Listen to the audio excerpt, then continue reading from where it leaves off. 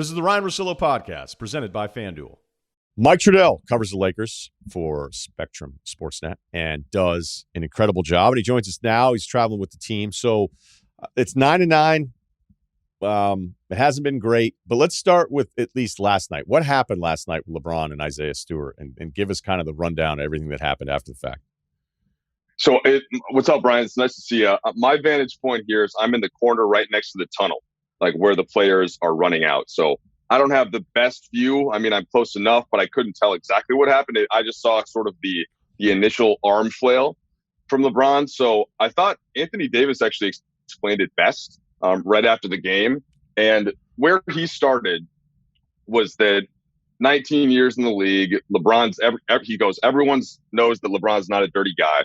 He accidentally hits him, and clearly he makes legit contact with the closed fist. And then he looks over at Stewart and starts saying, "My bad," and is kind of walking toward him like that. All right, I know I hit you. Apologies. And we all saw what ensued from there. So that was kind of where Davis had the initial problem and said he hasn't seen something like that in his years in the league. He kind of corrected it. It's like, obviously we've seen some stuff on the court that's pretty bad, but in his 10 years, those guys seem to couldn't understand how Stewart got to the level that he got, especially where he's, knocking over his own assistant coaches and all of the security folk, Ryan. So that was basically it. I mean, several other guys had the same version of that, but yeah, with the blood coming out and everything, it was quite a scene, and it got a little anxious in the building. Like I was glad that everybody kept their composure because it was starting to get a little gnarly in there.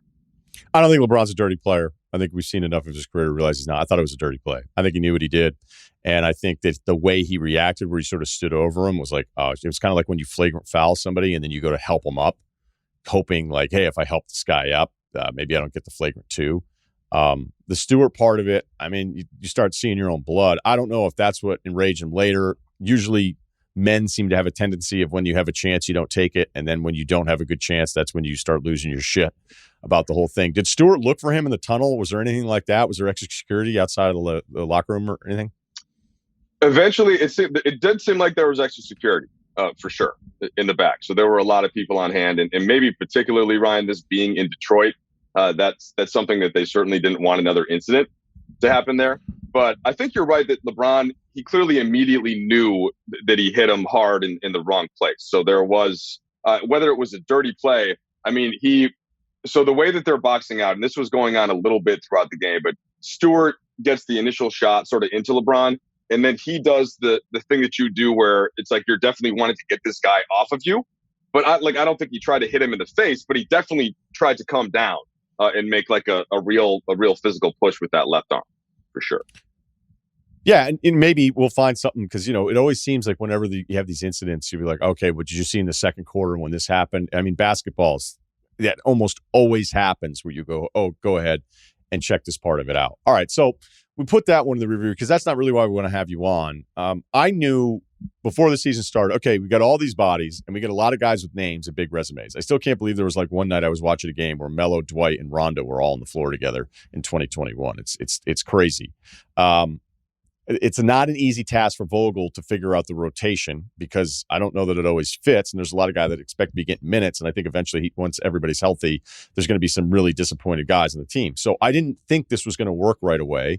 And then you have LeBron missing games, which leads to a 9-9 record with some bad losses, blown huge leads. That Boston team hasn't been playing well, I don't think. And then they put it on him in the fourth quarter. So who are the Lakers right now? Well, they're definitely in the they are what their record is situation here, Ryan. So I think the whole plan before the season was you're going to have LeBron and AD and Russ, and then the guys right after that were supposed to be Kendrick Nunn, THT, to an extent Trevor Ariza. We're going to see how he was at age 36, and then you were going to get bit contributions when needed from those super vets like Rondo. I don't know if the plan was for him to play much of it all, and then Dwight. Some minutes off the bench, but not many. DJ maybe didn't even start if you're healthy to start the season. And then you're really relying on the guys that are at the mini mid, which is Nunn, as I mentioned, and then THT, who's the only other guy that's not a minimum contract. And that was supposed to be the gist of the rotation. You're supposed to develop a certain style with that group. And instead, Ryan, it's just been whack-a-mole. It's been 4 or 5 guys are out. So what can that nice rotation be?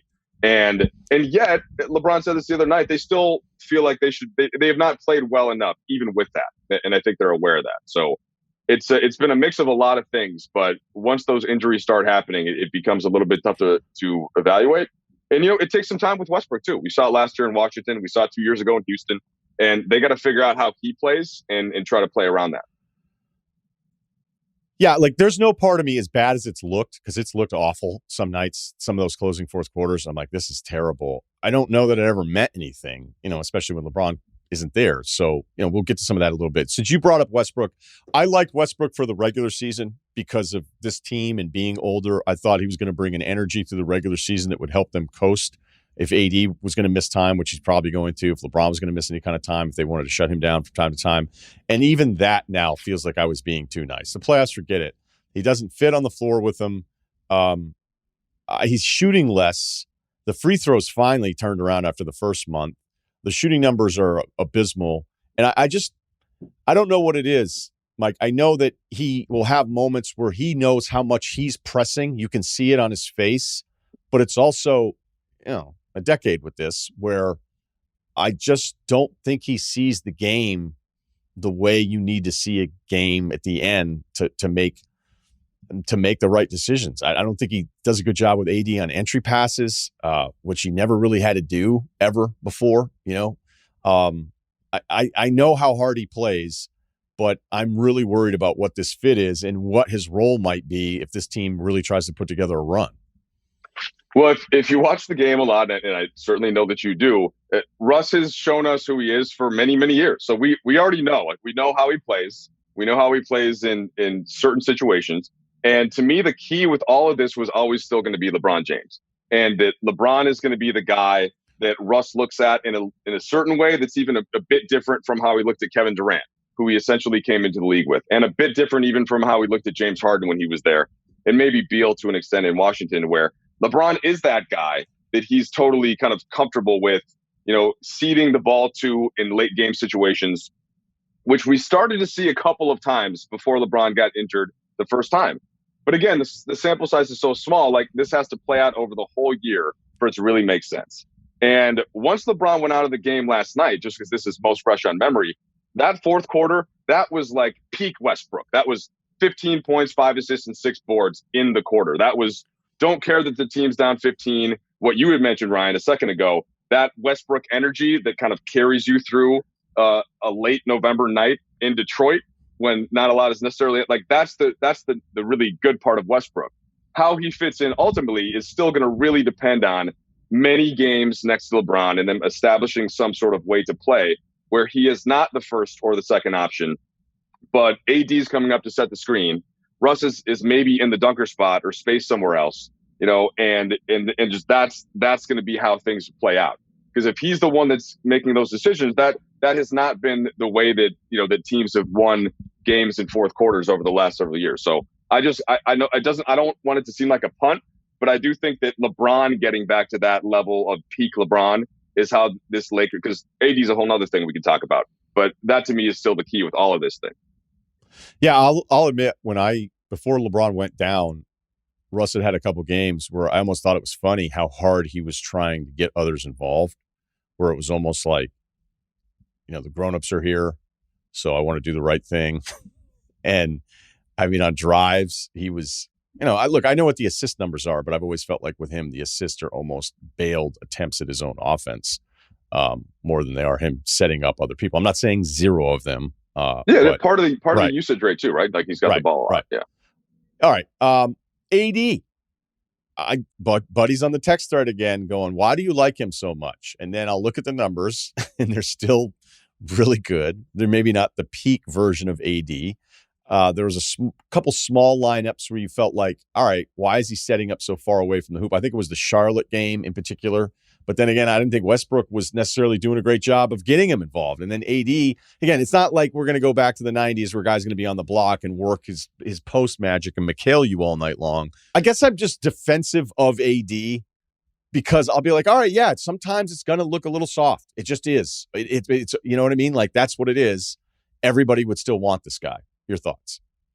Well, so my buddies on the Laker Film Room podcast, Pete Zeiss and Darius Soriano, were making Street Fighter 2 references the other day, and it got me thinking about AD in that sense. Like, once you know all of the moves, right? Like, and you know, like, you're doing Hadouken, and then the sets that you're doing the whole thing. Once you learn all of them, Ryan, as I'm sure all your audience loves 90s Sega Genesis references, like, then when you don't see them every single time and you're just doing like the short punch, like it's harder to accept sometimes. But if you really do just zoom out with AD, like, just think about the possession with Cade Cunningham. So Cade Cunningham in the fourth quarter rises up to shoot a three. He's, what is Cade, 6'8", 6'7", 6'8"? Yeah. And AD just packs it. So he swats him. Then Cade's like, all right, well, I guess I'll just take this guy off the dribble. Couple crossovers, nice move, gets to the rim, and then Davis swats him again. I mean, maybe Giannis. Actually, I know, yes, definitely Giannis. Giannis can do that too. I'm not sure how many other guys in the world do that. And Cade, if you look at his face when he gets down, he's kind of like, well, damn, okay. So he was doing that stuff too in the fourth quarter, Ryan, in the bubble to Jokic. Like, he was owning Jokic for certain parts of those fourth quarters when things really got going for the Lakers. So that completely unstoppable Anthony Davis, who can also score at the rim, it's there. Is it going to be? It's not there to the night like it is for Giannis in terms of like the foot being on the pedal, but it's there, and that's still where it's so hard for me sometimes to, when I'm thinking big picture with this Laker team. AD's like, he's shown that it's there. Like, last year was sort of an exception. I called it the bubble tax, where a lot of guys and a lot of teams just weren't going to be able to get through the 2 straight seasons completely healthy and with that peak energy. But he's still got it there, and his numbers this year are basically close to what that standard was. So I too, like you, am an AD believer, and I think that it's just going to be back to LeBron. Like, we know what Russ is. That's what he's been this year. We know what AD has reached, and I think that he's back to that point. And I just want to see now how LeBron gets through the whole regular season and how he can lead the team or not to that contention. Yeah, that was a great point, because Cade tried to get him twice, couldn't. And you're like, hey, do you understand it? But your Giannis point is terrific too, because what I've always loved about Giannis is the personality. That's why the Ben Simmons comps drive me crazy. It's like, well, if you have him in the right system, Ben Simmons can be Giannis. It's like, nah, there's not a day in Ben Simmons' life he's going to walk around ever feeling like Giannis, because Giannis just is different that way. And AD, unfortunately, he's not going to look the way we all want him to look every single night. But he'll get shit on by people, and then you look back at what he did in the game, and you go, wait, this guy's a downer. Like, this is part of the problem. And so, it all comes back to LeBron. Is there any concern with LeBron moving, at least the numbers showing us, free throws and rebounds? When you start to get older and the game starts to get a little tougher for you physically, and with LeBron, who knows, it could be just him strategizing and coasting the way he can during a regular season. But I'm going to bring him up here again, because I was looking at him the other day, and I can't imagine they've changed all that much. But when I see free throws and rebounds decline, that's when I'm starting to worry about you as a player. And again, this is not like, oh, no, he's not any good. Like, when he brings up, oh, washed king, it's like, all right, dude, nobody thinks you're washed. 3 free throw attempts per game, by far the lowest per game attempts in his career. And rebounds, he is now at a career low 5 rebounds per game. He's played 8 games. I'm not ready for this to say I'm actually worried. He's taken more threes. And that's the old, I don't know if it was McHale or Bird, but somebody said, hey, the older you get, the further you start moving away. And we probably were always wondering when this was going to happen. It's only 8 games, but it is at least something to monitor. Oh, there's absolutely no doubt about that. I mean, with LeBron, he also only played 2 preseason games. I guess it was 3. And I think that the way that he looks at a season, he's thinking 365 days. Now, at this point of his career, right? He's played more minutes than almost anybody ever, except for Karl Malone, I think, if you combine Kareem, if you combine the regular season and the postseason. So he's thinking, all right, how much, where do I deploy the absolute peak resources? And for this season, it's back to 82 games now. Last year was 72. And Russell Westbrook is here. So in part, I would just think in his mind, and part of it is, all right, Russell is going to be able to do a lot more earlier in the season. And the points on the free throws are absolutely valid, but if you watch every game, he's just not actually driving to the rim as much. He is pulling, like on his drives, a lot of times he's pulling up and then maybe taking where his foot touches the paint, and then he does the short fadeaway, right?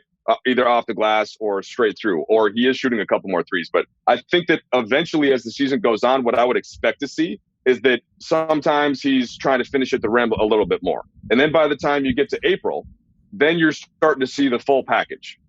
And that's, so I do think it's gonna take time though. Now, you'd love to see a game where he just here's the whole thing, here's the full LeBron experience. But that's sort of the point of the makeup of this team in some ways, Ryan, where that's what Russ and AD are there for. So he doesn't have to go to that point as much until it's really needed.